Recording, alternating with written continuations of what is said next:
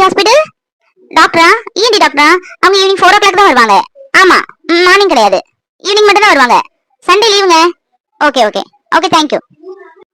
Sister, Punitha doctor வந்துட்டாங்களா? Karthik doctor நேரத்தை appointment வாங்கியிருந்தாங்க. 11 o'clock வரேன் இருந்தாங்க. ஜஸ்ட் மினிட் முன்னாடியே ஃபோன் பண்ணாங்க டாக்டர் வந்துட்டாங்களான்னு. டாக்டர் வந்துட்டாங்களா? இதை நான் நம்பி பார்க்கணும். புனித டாக்டர் வந்துட்டாங்களே, அவங்க தான் 10 o'clock ஷார்ப்பா வந்துருவாங்க. மணி 10:30 ஆகுது. கார்த்திக் டாக்டர் தானே ஃபோன் பண்ணியிருந்தாங்க. நேரத்தையே அப்பாயின்மெண்ட் என்னையும் சொல்லியிருந்தாங்க. டாக்டர் 11 o'clock வர சொல்லியிருந்தாங்க போல. புதுசா கல்யாணம் ஆனவங்க, அதுவும் புனித டாக்டர் பார்க்கணும்னு சொல்லுவாங்க. ஏதோ விஷயம் இருக்குமோ? கன்சீவ் இருப்பாங்கன்னு நினைக்கிறேன். பத்தியா இருக்கா சிஸ்டர்? கல்யாணம் புதுசு வேற. அதுவும் அந்த பொண்ணு டாக்டர் துரத்தி துரத்தி சுத்தி சுத்தி கல்யாணம் பண்ணிருக்கா. டாக்டர் தான் கல்யாணம் பண்ணணும் ஒத்த கால நின்று. அதனால கண்டிப்பா இருக்க வாய்ப்பு இருக்கு. டாக்டர் வந்து கன்ஃபார்ம் ஆகுது இந்த விஷயம். ட்ரீட் கேட்க விடக்கூடாது. அதுவும் கார்த்திக் டாக்டர் நல்ல டைப். என்ன கேட்டாலும் வாங்கி கொடுத்துருவாரு. நல்ல நாளைக்கு பிரியாணி வாங்கி கேட்டுருவோம். சிஸ்டர், அந்த கார்த்திக் டாக்டர் ஒய்ஃப் வந்துட்டாங்க. 11 மணிக்கு தானே அப்பாயின்மெண்ட். டாக்டர் 6 o'clock சீக்கிரமே கூட்டு வந்துட்டாரு போல. பாருங்க பொண்டாட்டி எவ்வளவு கைத்தாங்களா கூட்டிட்டு வர்றாருன்னு. மகா, எதுவும் ஃப்ரெஷ் ஜூஸ் எதுவும் குடிக்கிறியா? எதை வாங்கிட்டு சொல்லட்டுமா? இப்ப வாமிட் ஒண்ணும் இல்லையே? தலை சுத்தது நின்னுக்கலாமா? டாக்டர் பார்க்க போலாமா, இல்ல கொஞ்ச நேரம் இருந்துட்டு அப்புறம் போலாமா? இல்லங்க, நல்லா தான் இருக்கேன், ஒண்ணும் இல்ல. சும்மா அப்படி கேட்டுட்டே இருக்கேன். எனக்கு ஒரு மாதிரி இருக்கு. நார்மலா இருக்கேன். டாக்டர் பார்க்க போலாம். Doctor, good morning doctor. நல்லா இருக்கீங்களா? நல்லா இருக்கேங்க. நீங்க நல்லா இருக்கீங்களா? தெரியுது நீங்க நல்லா இருக்கீங்கன்னு. டாக்டர் கைத்தாங்களா கூட்டிட்டு வரதுல தெரியுது. என்ன மேடம், காய்ச்சலா? எதுவும் உடம்பு முடியலையா? இல்ல, தீபாவளில இருந்து அவளுக்கு கொஞ்சம் உடம்பு முடியாம இருந்துச்சு. அப்ப அன்னைக்கு கொஞ்சம் ஆயில் ஃபுட் எல்லாம் நிறைய சாப்பிடல, அதனால முடியலன்னு சொல்லிட்டு அப்படியே விட்டுட்டோம். கண்டினியூவா 5 days அப்படி இருக்குதா, அதான் டாக்டர்கிட்ட செக் பண்ணிட்டு போலாமேன்னு வந்தோம். புனிதா டாக்டர் வந்துட்டாங்கல்ல? ஆமா டாக்டர், அப்பவே வந்துட்டாங்க புனிதா மேடம். எனக்கு என்னவோ மேடத்துக்கு முகத்தை பார்க்கும்போது ஒரு வித்தியாசமா தோணுது. நல்ல ஒரு பிரைட்டா, அதே நேரம் கொஞ்சம் வாட்டமா இருக்காங்க. என்னமோ நல்ல செய்தி சொல்ல போறீங்கன்னு தோணுது. டாக்டர், ஏதாவது நல்ல விசேஷமா இருந்தா எங்களுக்கு நாளைக்கு பிரியாணி ட்ரீட் வச்சிடணும். நாங்க வேற எந்த டாக்டர்கிட்ட இப்படி ஃப்ரெண்ட்லியா பேச மாட்டோம். நீங்க எங்கள்கிட்ட ஃப்ரெண்டு, டாக்டர் மாதிரி இல்ல, நல்ல ஃப்ரெண்டு மாதிரி பேசுவீங்க. அதான் உங்கள்கிட்ட கேக்குறோம். பிரியாணி தானே சிஸ்டர், கண்டிப்பா வாங்கி தந்துட்டா போச்சு. பிரியாணி என்ன பிரியாணி, 1 month சேலரியே நான் கொடுத்துருக்கேன். போனஸ் ஆட்டு நல்ல விஷயமா கன்ஃபார்ம் ஆகட்டும். டாக்டர், கண்டிப்பா நீங்க நினைக்கிறத நடக்க வேணா பாருங்க. டாக்டர் மேடம், டாக்டர் நல்ல டைப்பு. இந்த சின்ன வயசுலயே ஃப்ரீயா ஹாஸ்பிட்டல் எல்லாம் கட்டி கொடுத்துருக்காங்க. எத்தனை வயசானவங்க இவங்க வந்து டாக்டர் இருக்காங்களா, அவங்கள பாக்கணும், அவங்கள பார்த்துட்டு ஒருக்கையாவது போயிடணும். கண்ணு வந்து இந்த உலகத்தை பாத்திர மாட்டோமோன்னு நினைச்சோம். அவங்க மூலமா பாத்துட்டோம். அந்த புண்ணியமா டாக்டரை பாக்கணும் அப்படிலாம் சொல்லிட்டு போவாங்க. கேட்கும் போதே ரொம்ப சந்தோஷமா இருக்கும். ஒரு சின்ன ஹாஸ்பிட்டல் போனாலே கண்ணுல லேசா ஒரு இது சிவப்பு இருந்தாலே ஆபரேஷன் பண்ணணும் அப்படி இப்படின்னு காசை பிடுங்குற இந்த காலத்துல பெரிய ஹாஸ்பிட்டலா கட்டி அதுல ட்ரீட்மெண்ட்டும் தரமான ட்ரீட்மெண்டா கொடுத்து இங்க இருக்க வயசானவங்க மனசுல ஃபுல்லா டாக்டர் ஒரு சாமி மாதிரி பதிஞ்சிட்டாரு. அப்படி இருக்கும்போது டாக்டர், உங்களுக்கு நீங்க நினைச்சு நல்லபடியா நடக்கும். நாளைக்கு இங்க பிரியாணி வாங்கி கொடுத்துருங்க சொல்லிட்டேன். அவர் என்ன வாங்கி கொடுக்கறது, நானே வாங்கி கொடுக்குறேங்க. நாளைக்கு ஒரு பிரியாணி அவர் செலவுல, நாளைக்கு வச்ச பிரியாணி என்னோட செலவுல. போதுமா? சரி, நாங்க டாக்டரை பாத்துட்டு வரோம். ஹாய் மகா, எப்படி இருக்கீங்க? நல்லா இருக்கீங்களா? என்ன ஒரே தலை சுத்து வாமிட்டா இருக்காமே? டாக்டர் ரொம்ப ஃபீல் பண்ணாரு. என்னாச்சு, என்ன சாப்பிட்டீங்க? இல்ல டாக்டர், நான் பொதுவாகவே ஆயில் ஃபுட்லாம் ரொம்ப எடுக்க மாட்டேன். கல்யாணத்துக்கு முன்னாடியே அப்படிதான். கல்யாணத்துக்கு அப்புறம் இவர் வேற ரொம்ப ஃபுட் கான்சியஸா இருக்காரா, அது சாப்பிடக்கூடாது இது சாப்பிடக்கூடாதுன்னு சொல்லுவாரு. அதுக்காகவே எனக்கு சாப்பிடனே தோணும். தீபாவளி வந்துச்சா, அத்தை எல்லாமே வீட்டுல ஸ்வீட்ஸ் பண்ணாங்க. அது கொஞ்சம் கொஞ்சம் சாப்பிட்டேன். ஒத்துக்கல போல, என்னன்னு தெரியல. ஒரு 5 days ஒரே வாமிட்டு, தலை சுத்தலு. அதான் என்ன ஏதுன்னு பாத்துட்டு போலான்னு வந்தோம். ஓஹோ, டாக்டர் உங்க அவ்வளவு டாக்டர் பண்றதா? என்ன கார்த்திக் டாக்டர், நீங்க ஸ்வீட் சாப்பிடாம இருக்கீங்க, எதுவும் ஆயிலி ஃபுட் எடுக்காம இருங்க, அதுக்குன்னு ஒய்ஃபை சாப்பிடக்கூடாதுன்னா இதெல்லாம் டூ மச்பா. அப்படி இல்ல டாக்டர், ஃபுட் கான்சியஸ் இருக்கிறது நல்லது தானே. இந்த காலத்துல எவ்வளவுதான் நம்ம ஃபுட் கான்சியஸா இருந்தாலும் ஹெல்த் இஷ்யூ நிறைய வருது. அப்படி இருக்கும்போது கொஞ்சம் பார்த்து எடுத்து தேவையான ஃபுட்டை தேவையான டைம்ல சாப்பிட்டா கொஞ்சம் ஹெல்த் இன்க்ரீஸ் ஆகும்ல. அதுதான், வேற எதுவும் இல்ல. சாப்பிடக்கூடாது நான் கம்பல்சரிலாம் சொல்ல மாட்டேன், பாத்துக்க வேணாம் அப்படிமே அவளே புரிஞ்சுப்பா. சரி, அவர் சொல்றாரு நல்லதுக்குதான் அப்படின்னு. ஃபுட் கான்சியஸோட இருக்கிறது நல்லதுதான். இருந்தாலும் யங் ஸ்டேஜ் பீப்புளுக்கு அதெல்லாம் தெரியாது. என்னெல்லாம் சாப்பிடலாமோ, செல்ல டிவிலாம் கலர்ஃபுல்லான ஃபுட்ஸ் போட்டாங்க, அதை போய் சாப்பிட மாட்டோமா இதை போய் சாப்பிட மாட்டோமான்னு அலைறாங்களே தவிர நம்மளோட ஹெல்த் எப்படி இருக்குங்கிறது யோசிக்கிறதே இல்ல. சரி, ரொம்ப போர் அடிக்க விரும்பல. அப்புறம் வேற வாமிட்டு, வயிறு வலி அந்த மாதிரி ஏதாவது இருக்குதா? இல்ல டாக்டர், ஸ்டொமக் பெயின்லாம் இல்ல, தலை சுத்துது, வாமிட் இருக்குது, அப்பப்போ டயர்டா ஃபீல் பண்றா. ஸ்டெப்ஸ் எல்லாம் முன்னாடி படாம ஏறிடுவா. இப்ப ஏற முடியல, டயர்டா இருக்குங்கிறா. அதான். கார்த்திக், நீங்க பேஷண்டா இல்ல மகா பேஷண்டான்னு எனக்கு தெரியல. பேஷண்ட்ஸ் தானே அவங்களோட சிம்டம்ஸ் சொன்னாதான் நமக்கு தெரியும். நீங்களே சொல்லிட்டு இருந்தா எப்படி? நீங்க முதல்ல வெளியே போங்க, மகாவை செக் பண்ணிட்டு நானே உங்களை கூப்பிடுறேன். மகா அந்த ஸ்ட்ரக்சரை பாருங்க. ஒரு சின்ன செக்அப் தான், பயப்பட வேண்டாம். ஷோ, ஐயோ பயமா இருக்கே கடவுளே. அன்னைக்கு ஒரு பேஷண்ட் இப்படிதான் சிம்டம்ஸ்லாம் கரெக்டா இருக்குது, கன்சீவா இருக்கும் அப்படின்னு சொன்னாங்க. பார்த்தா செக் பண்ணி பார்த்தா பிசிஓடி ப்ராப்ளம், கன்சீவ் ஆகுறதுக்கு வாய்ப்பே இல்லை அப்படின்ட்டாங்க. அந்த மாதிரி மகாக்கு எதுவும் வந்துடக்கூடாது. கடவுளே, நான் நினைச்ச மாதிரி இருக்கணும்.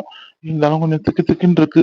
என்னதான் நம்ம டாக்டர் இருந்து இருந்தாலும் நமக்குன்னு ஒண்ணு வரும்போது மனசுக்குள்ள கொஞ்சம் படக் படக்குன்னு அடிக்கதான் செய்யுது. ஐயோ பாவம் டாக்டர். கார்த்திக் டாக்டரை பார்க்க எவ்வளவு பேர் கியூல நின்று இருப்பாங்க. டாக்டர் பாத்திர மாட்டோமா, பேசிட மாட்டோமா அப்படின்னு. இன்னைக்கு பாரு, டாக்டரே கியூல நிக்கிறதாம ஆயிப்போச்சு. டாக்டர் முகத்துல டென்ஷனாவே இருக்காரு. எதுக்கு டென்ஷன் பண்றாரு? நல்ல விஷயமா தான் இருக்கும். டாக்டர் டென்ஷன் ஆகாதீங்க.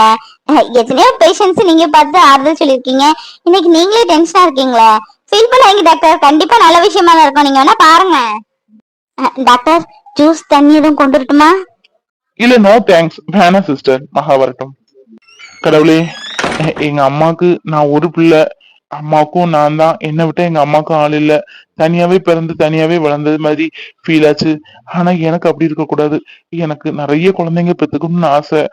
என் மகளுக்கு எந்த பிரச்சனையும் இருக்கக்கூடாது. பயமா இருக்கு. பாவம் அவ. நான் நினைச்ச மாதிரி நல்ல ரிசல்ட்டே வந்துட்டோம் கடவுளே. டாக்டர், டாக்டர், சொல்லுங்க டாக்டர். மகாக்கு என்ன நார்மலா தானே டாக்டர் இருக்கா? ஒண்ணும் பிரச்சனை இல்லையே? எது பிரச்சனை இல்லையா? என்ன டாக்டர் நீங்க? நீங்களும் ஒரு டாக்டர் தானே, இப்ப வச்சுட்டு இருந்தீங்க? கிட்டத்தட்ட எவ்வளவு நாள் கவனிக்காம இப்படி இருந்திருக்கீங்க. இல்ல கேக்குறேன், நீங்க லவ் மேரேஜ் தானே, புதுசா கல்யாணம் பண்ணிருக்கீங்க, இது கூட புரிஞ்சுக்க தெரியலையா? டாக்டர் வேற இதுல. உங்களை என்னவோ நினைச்சேன், நீங்க இப்படி பண்றீங்க டாக்டர். டாக்டர், நான் என்ன பண்ணேன்? என்ன டாக்டர், நான் ஒண்ணும் பண்ணலையே. அவளை நல்லாதான் பாத்துக்கிட்டேன். என்ன டாக்டர், பிசிஓடி அந்த மாதிரி எதுவும் ப்ராப்ளமா? எது வந்தாலும் சொல்லிருங்க டாக்டர். நான் அவளை நல்லா பாத்துட்டு தான் டாக்டர் செய்யறேன். இதுக்குதான் சொன்னேன், ஃபுட் காசிஸ் கொஞ்சமா வேணும் அப்படின்னு. எங்க கேக்குறா? எது வந்தாலும் சொல்லிருங்க, எனக்கு பயமா இருக்குது. எனக்குன்னா நான் பயப்பட மாட்டேன்.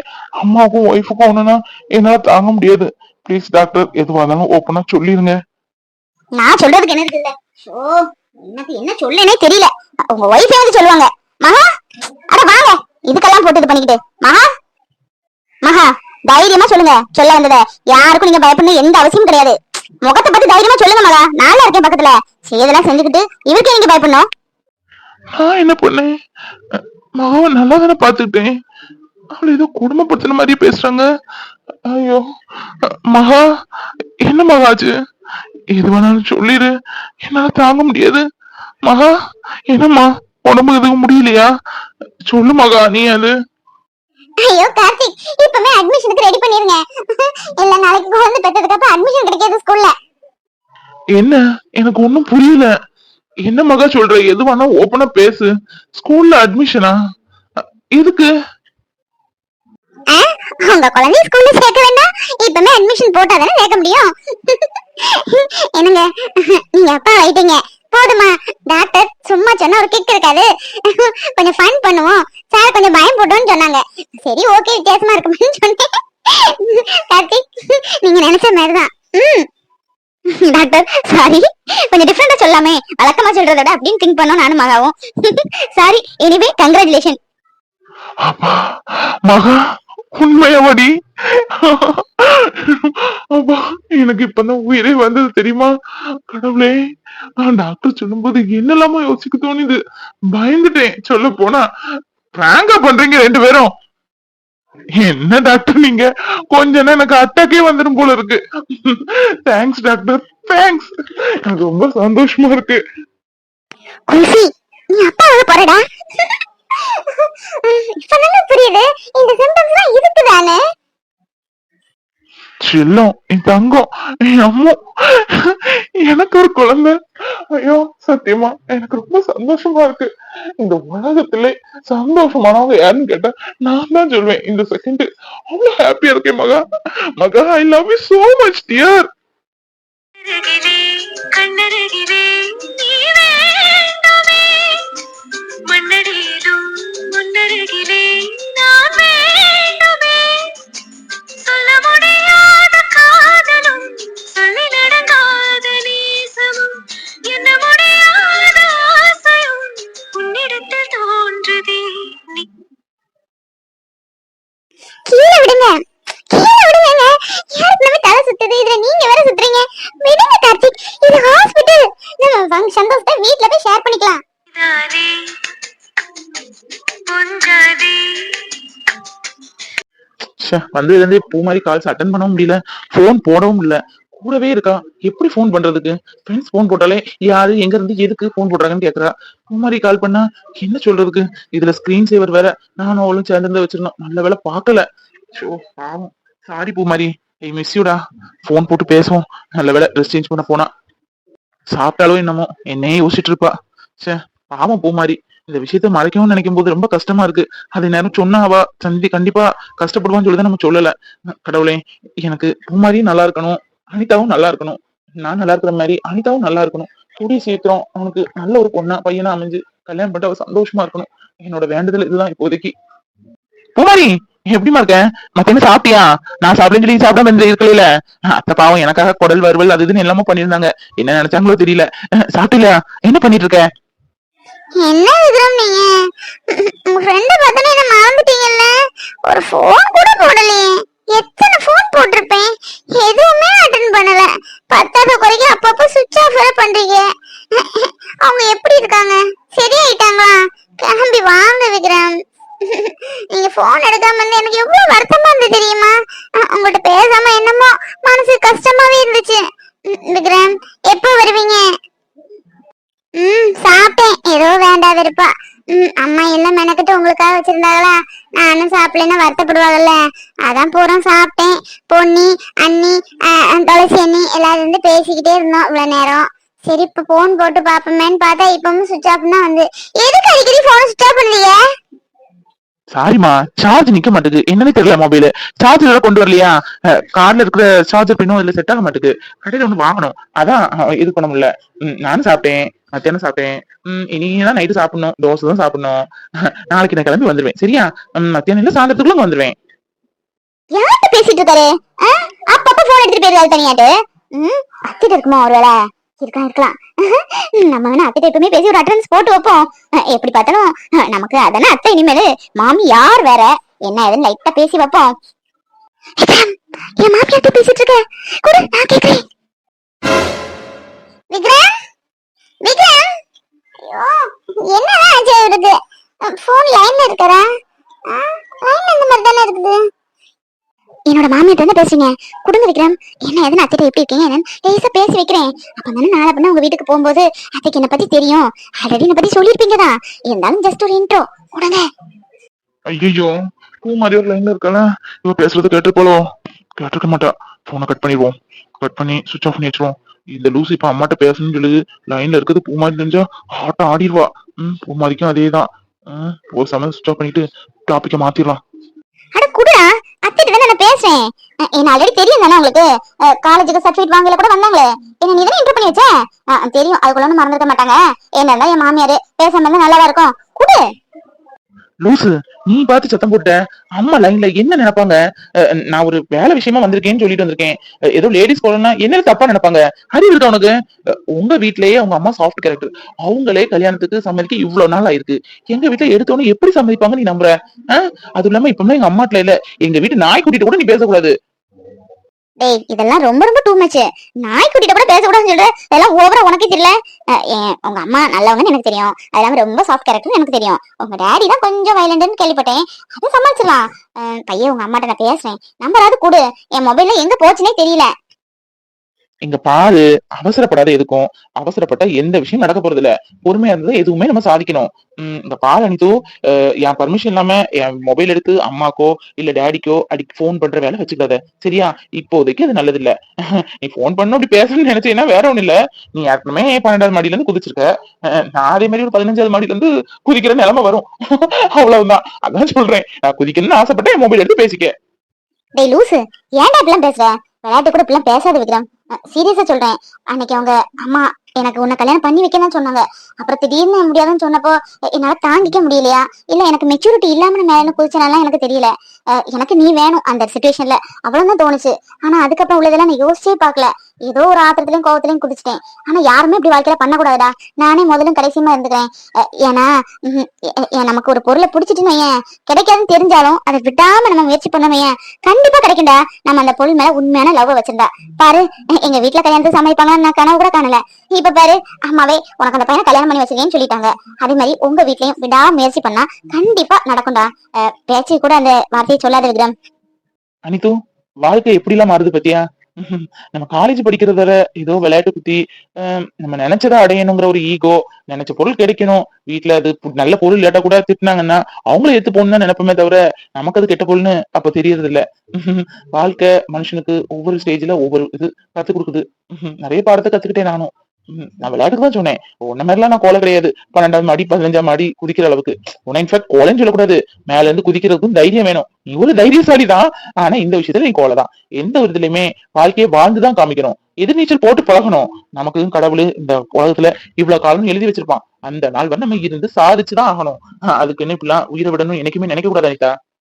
சரிடா விடு, ஏதோ ஆரோ குடல அப்படி பண்ணி தொலைச்சிட்டேன். இந்த ட்ரெஸ் ஞாபகம் இருக்கா?